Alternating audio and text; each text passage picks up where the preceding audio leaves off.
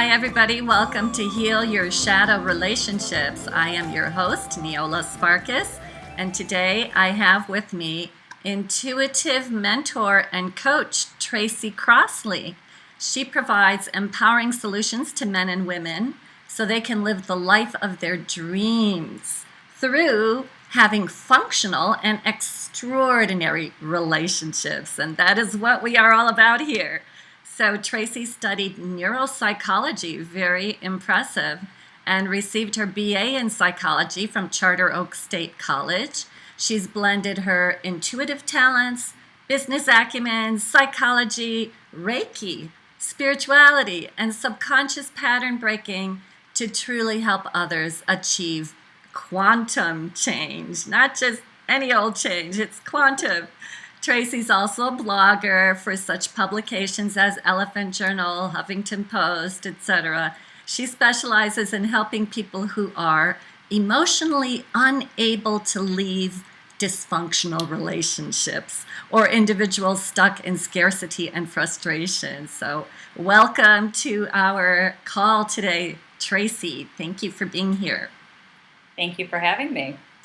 That is so interesting that you specialize in people emotionally unable to leave dysfunctional relationships, because a client of mine was the inspiration for this summit who was exactly what you described there. So it sounds, Tracy, like you are very, very familiar with working with people who are in the throes of the shadow. So I would like to hear your perspective on what does the term shadow relationship mean to you. I've had different experts, look at it from different points of view. So let's hear your point of view. Well, great. Okay, so basically a shadow relationship usually starts with somebody in our birth family, usually one of the parents. Maybe for some people it's both parents. It depends. I would say the majority of my clients have it with both parents to some degree. I know for myself I did. And the definition that I use is basically the beginning of a toxic relationship, because what we're taught as children, we don't have a lot of choice in the early years. We're sort of like little sponges picking everything up. So when you're picking up information and then you're applying it to yourself and you're thinking it has meaning about you rather than looking at the source, because as a kid, you can't discern that information. So as a kid, you get that and you start thinking, this is my place in the world, and I'm looking at the models, and this is this is how you create a relationship. And it is not necessarily a functioning one. And so what happens is, to me, people get older, and usually by the time I work with them, they have a few serious relationships under their belt. Some of them are single again, and like you had announced in the beginning, some of them are still stuck in these relationships. And they pull us in because of the attachment that we have subconsciously to having something healed that we don't even consciously know. We just think, oh my God, I'm so in love with them. And it's not love, it's attachment. And it's the hope that you've had probably since you were really young that you're going to finally have this issue taken care of. You're going to be rescued from it. And what you've done is you've chosen somebody who's like both of your parents or one of your parents, and the same sort of dynamics come up, and you are made to feel the same way you used to. And that is because it's a comfort zone, it's familiar, and that's what your subconscious looks for.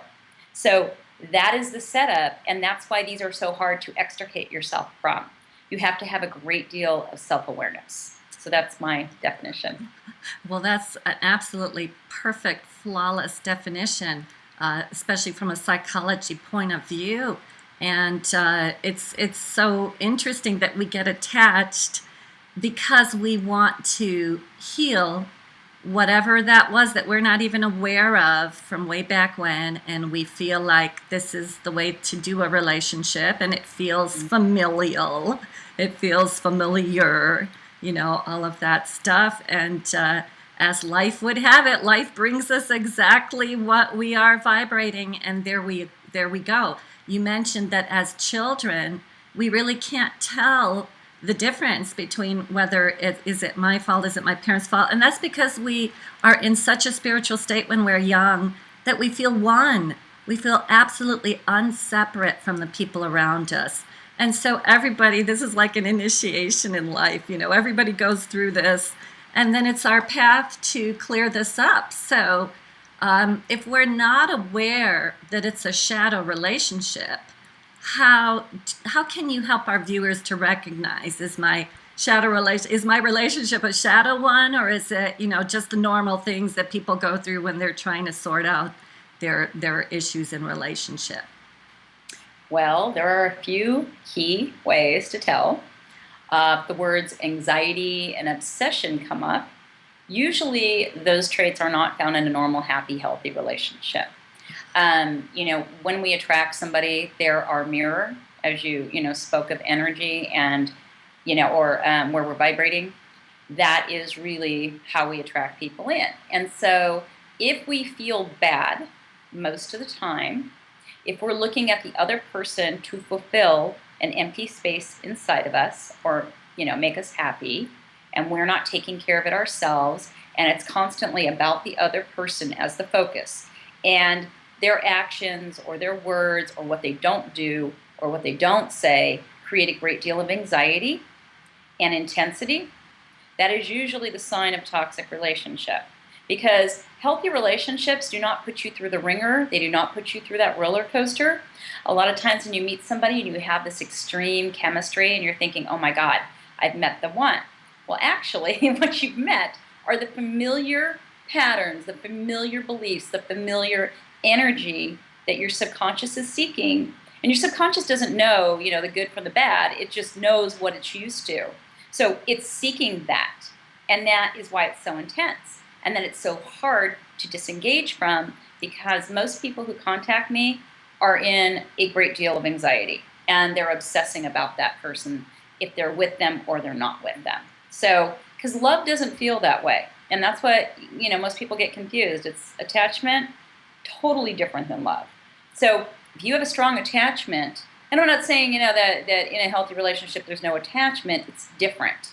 So that is, I would say, the basic way that you can tell the difference. Well, that's a very good guideline. Anxiety, roller coaster emotions, obsession, and in other words, where's the joy? There's not a lot. Not a lot. So that's what we got to be aware of. So I did connect with a lot of what you said on your website, which is why I contacted you. And you said relationships are where most of us have issues, whether it's on the job or in our personal life. So why is it that this is such a difficult area? Why is it that this is the area where all of our issues come up, and it can't just be flowing and everyone just accept each other and accept ourselves? And so give us some insight into that. Well, self-acceptance is key to having a healthy relationship with yourself to begin with, and then it goes outward from there. It makes it easier to accept others. The difficulty that most of us have are the beliefs that we have about ourselves to begin with, where I'm not worthy, I'm not lovable, I'm not good enough, I'm not enough, I'm difficult, I'm wrong, I'm stupid. I mean, there's a whole list of these core beliefs that are not true. But somewhere inside of us, our subconscious, we made them true because of events that happened over the years when we're younger, so on and so forth. And so the thing is that, we tend to enter most of our relationships compensating in one area, or I should say overcompensating in one area where we have a lack in another area. So let's say in your birth family, you show up as invisible. And then let's say at work, you show up as a tyrant. Let's say with your mate, you show up as a people pleaser. With your kids, you're known as the parent who does it all. And so you have all these different dynamics in like 7 or 8 different areas of your life, the relationships, and it affects everything. When you talk about wholeness, if you're fragmented like that, there's no wholeness. So your relationships reflect this. And your level of abundance actually reflects this too.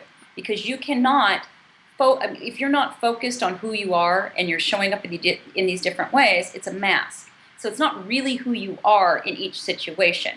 It's either you're compensating or you don't want to appear to be a certain way, or you want to get back what you gave away energetically in another relationship. So like a lot of people want to use the law of attraction, and you really, when you're not whole, it's very difficult because there's no focus on the whole self. So there's different things wanted every day. I want relief from this relationship, or I want, to feel better over here, or I wish it was more relaxing, or I wish that I was a different way with that person.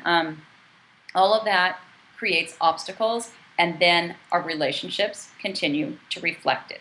Our relationships reflect our inner world. You just said that so astutely, so much wisdom there. That was just great. So first of all of our own self messages, the doubts about ourselves, we're not enough, all of that stuff, I call that whole thing the shadow complex. And you, of course, call it the mask. We're not our true selves. And it was very interesting that you said when we're operating from that level, it even affects our abundance. And are we living in scarcity, or are we living in abundance? And I actually do a whole other workshop, which we're not going to get into, on law of attraction and what to do when it doesn't work.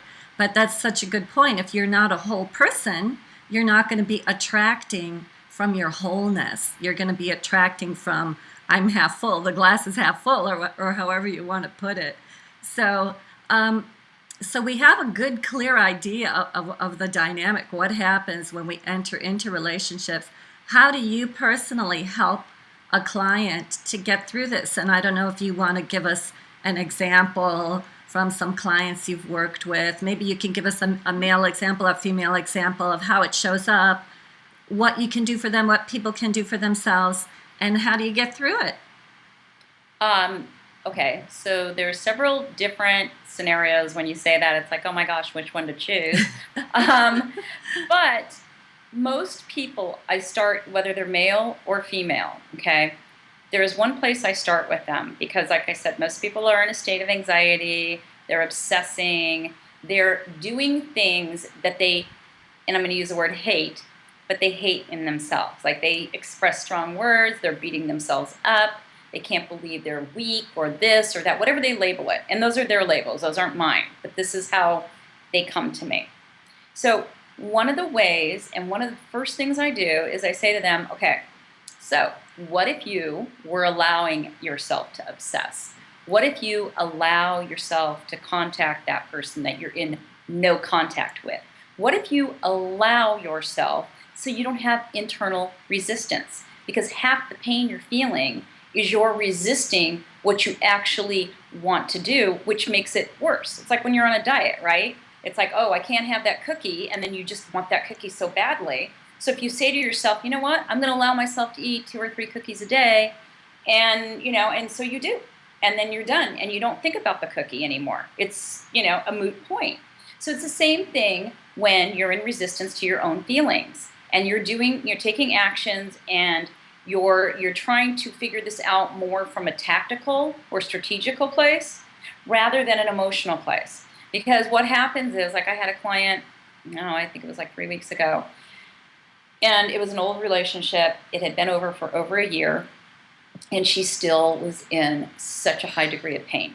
I mean, it was just painful every day, and one of the things I said to her is allow yourself to feel your feelings. If you want to feel him, like your feelings for him, don't block them. Feel them. Just allow yourself, and it'll dissipate a lot quicker. Mm-hmm. And so she started doing that, and it was like the next day she's like, oh my God, I feel so much calmer. And it's like, yes, that's the point. It's not to play games.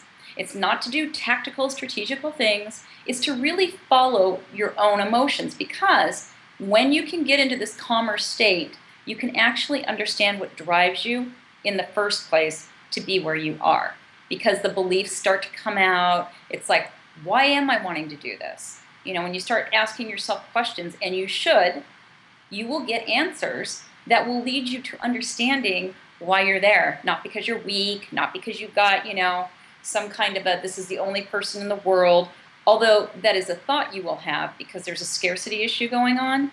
But you'll get clearer. And the clearer you get, and the more you allow yourself even to contact that person, as long as It comes from a place of authenticity without attachment to an outcome. Meaning you can express, you know what, I love you. I'm saying this just because I need to for me. I'm not looking for you to respond. I'm not looking for anything, however you want to phrase it. But when you state those things, you're stating your truth. It unloads that heavy backpack you're carrying because you're being open and vulnerable. And vulnerability is your true strength. So, these are just the places I start with people, and usually it opens them up enough so we can do more work. Well, that's just totally beautiful because I can see how you're getting them into what I call the whole self, the true self, the authentic self. When we are not wanting to express our emotions or feel them, we're fighting ourselves. We are splintering off from ourselves. We're separating ourselves from ourselves. And so just by that simple suggestion, allow yourself to feel it, It doesn't mean allow yourself to act on it, necessarily. And it doesn't mean to express it in an appropriate manner towards somebody else, but I don't know if you advise or recommend journaling. That's usually what I tell people, to write it out, talk it out to yourself, or whatever you need to do. And I really, yeah, go ahead. I was going to say, one of the things that I do use a lot of too is a mirror, meaning to, instead of focusing on that person and blaming them or having them hold all of your power, because that's what you're doing when you're focusing on them as the answer to your anxiety or how you feel. It's to look at them and see where you match them. Their actions may be different, but you can usually find the shared belief. And I usually get to that stuff pretty quickly so that they can break open the relationship. They can look at it and go, holy crap, excuse me, but, oh my gosh, I cannot believe that I have been doing this. And it's the same thing I did with my mother, because when people are talking to me, one of the things I do very well is I connect the dots. You're describing this situation, and what you said earlier about your mother sounds like this exact pattern exists there. And then it's, how do you do that same thing? And then it's like, oh my gosh, the light bulb goes off.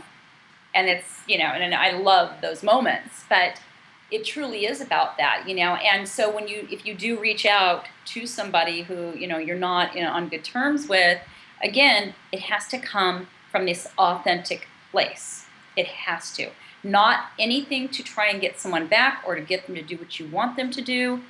None of that. It won't work anyways. So right. That's no, absolutely not.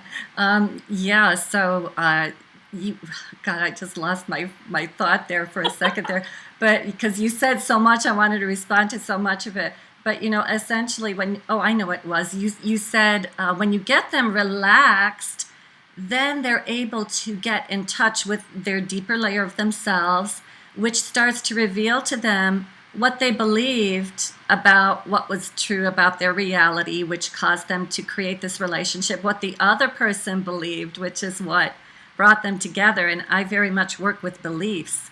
And so do you then handle the beliefs that come up? Is there something that you do with that once people get the awareness of what the beliefs are that caused this whole mess to begin with? There's a few things I do, and it's interesting because I've been doing this for about 6 years, and I actually started off as a love coach, but I found that the people that came to me were people, in this pool.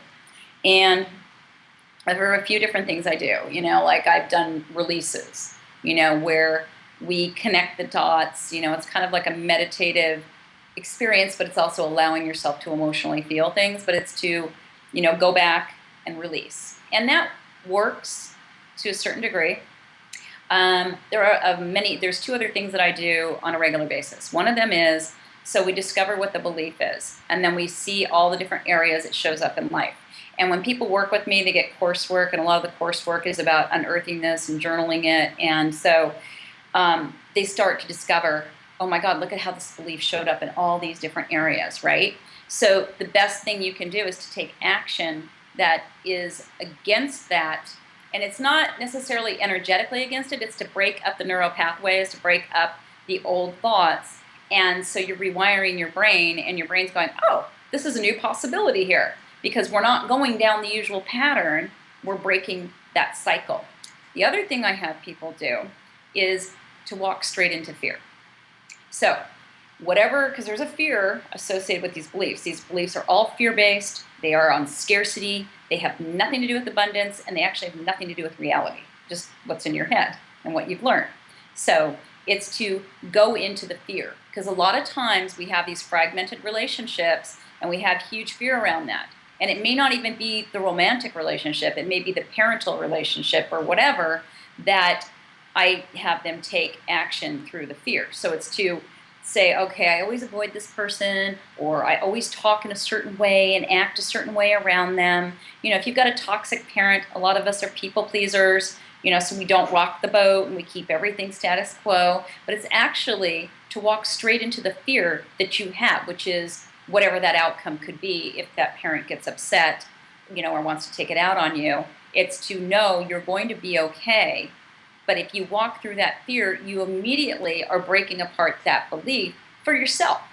And you don't need the validation outside of you, because that doesn't work anyway. So, but those are the three ways that, we do it. And some of it's in stages, sometimes it's all at once. I mean, it just depends on where the person is at when they're working with me. That's so fantastic. And I see how you're using your neuropsychology studies, because you're talking about creating new neural pathways in order to create a new behavior, and you got to get it into your action. You have to get it into your body, so your body gets the message that we're going to do something new now. This old thing is not going to be running us anymore. And I think that's totally just great. It's awesome. I'm going to say one more thing from your website. And I found that, this is a little off topic, but I found this so intriguing when you put down, you challenged people to tell you their 3 key relationships, and then you will tell them what stands between them and success. And that is so curious to me. Tell me how that works. Are you using your intuitive skills, or what is that? Well, I mean, I always do use my intuitive skills. They're just a natural part of the package. But basically, what I've been talking about, so I can pretty much tell, and I don't actually need a lot of information, but I ask for it because I think it helps people when they're talking, if they're listening to themselves, to speak, or I ask certain questions around that, and then all of a sudden they hear what they're saying because they're not maybe paying attention, right? So what I do is, I can get the 3 key relationships. I can even get 2 key relationships. I just need something that's going to contrast, because usually it does. But I know, if somebody is showing up, like I have a client who, let's say she shows up at work not as herself. She's kind of invisible. She doesn't really want to interact with people. She tries to blend in with the scenery, with coworkers, right? And then at home, she's not heard, but she is very defensive, and she argues, and she just has this thing about blaming the partner, okay? Then, what was her third one? Oh, in her family relationship, her birth family, she is also not heard, okay? It's all different, though. It's not, I notice the string. The string is the not heard. The string is the invisible. The string is I'm not good enough. The string is, please don't pay any attention to me, because if you do, you might see my flaws. Something bad will be discovered. And so, anyways, I just look at that, and it's like limitation, limitation, limitation. So I can tell you how it's interfering with your success. Like, I can break it down and say, when you show up like A, B happens. And I don't think that's what you want, but that is what you're doing. Because most people don't. They think they can fake it, and it's going to come around, and it doesn't. And that's why, like, the law of attraction won't work when you're faking it. Right. Oh, well, fake your belief system. Well, you can do that, but I always call that putting a clean tablecloth over a dirty mess, because it's the dirty mess underneath that's the energy of what you're attracting. So you want to know, where am I standing in my own way? Even if you have success, let's say with your business, all right, or you have success, in some part of your life, I will guarantee that if these areas are not in alignment, you will not be living a fulfilled existence. Because it's the fulfillment, to me, is what success is. Because there's a lot of people out there with a lot of money that are very unhappy. Now, The ones that are happy are probably fulfilled because they're living more of a whole and happy existence within.